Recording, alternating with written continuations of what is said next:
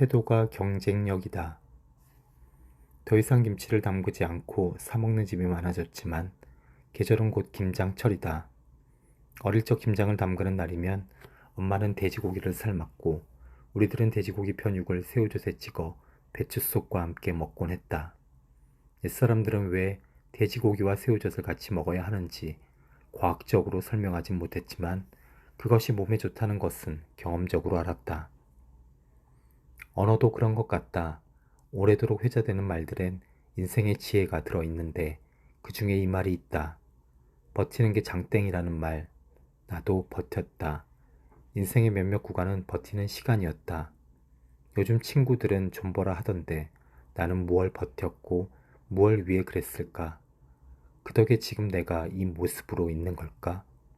물론 간절한 노력과 수고, 수많은 우연과 타이밍, 깊이 얽힌 인연들도 한몫했을 거다. 하나를 더 꼽는다면 내가 하는 일을 잘하고 싶다는 욕망이 있겠다. 그 욕망이 강렬했으므로 도전하고 실패하며 분발할 수 있었다. 돈 많은 사람보다 잘하는 사람, 유능한 사람이 부러웠고 후배들도 일 잘하는 친구, 맡은 일은 어떡하든 책임지고 해내는 친구들이 이뻤다. 하지만 사람이 항상 잘할 수는 없지 않은가? 실수도 하고 어려움에도 빠진다. 자신의 잘못이 아니지만 책임을 져야 할 때도 있다. 그럴 때 어떻게 반응하는가가 보이기 시작했다. 사는 곳이 그 사람이 누구인지 말해주기도 하지만 어려움에 처했을 때 어떻게 반응하는지, 어떤 태도를 보이는지가 그 사람에 대해 더 많은 걸 보여준다는 것도 알게 되었다. 그 무렵부터 내겐 태도라는 화두가 깊이 들어와 박혔고 사람들을 볼 때면 이를 대하는 태도를 눈여겨보곤 했다. 우리나라 대기업은 얼마 전까지만 해도 연말이면 신입사원을 공채로 뽑았다. 비슷한 연령대에 비슷한 능력을 가진 것 같은 젊은이들을 한꺼번에 뽑았고 그들은 동기생이 되어 같은 출발선에서 사회생활을 시작했다. 하지만 비슷해 보이는 그들도 3년, 5년, 10년 시간이 흐르면 퍼포먼스에서 차이가 드러났다. 무엇이 차이를 만드는 걸까? 나는 이 점이 궁금했다. 태도와 퍼포먼스에 이어 재능에 대한 고민도 길었다. 지금은 책방 마님으로 살고 있지만 학교를 졸업한 후 나의 첫 직업은 카피라이터였다.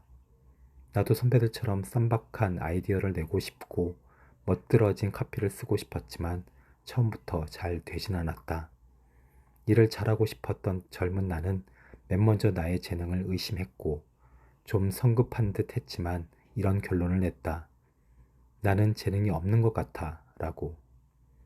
완전히 절망하기엔 너무 젊은 데다 딱히 대안도 없었으므로 나는 카피라이터로 계속 일하며 쉬지 않고 질문을 던지고 관찰하고 가설을 세우고 의심하고 부정하는 시간을 보냈다.